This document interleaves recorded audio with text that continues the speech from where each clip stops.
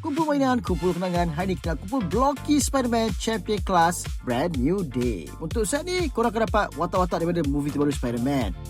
Bagi sesi unboxing kali ini, saya berjaya dapat Tarantula. Watak ni ada buat kemunculan cameo sikit dalam movie terbaru Spider-Man tu.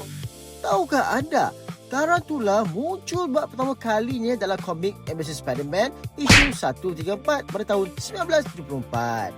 Watak ni adalah hasil karya Gary Conway dan juga Ross Andru.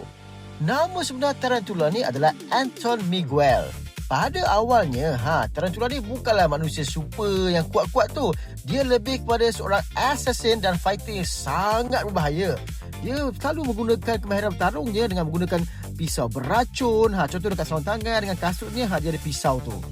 Akhirnya, lepas lebih 50 tahun lepas debut pertamanya dekat komik, Tarantula akhirnya membuat kemunculan pertamanya di live action Spider-Man Brand New Day.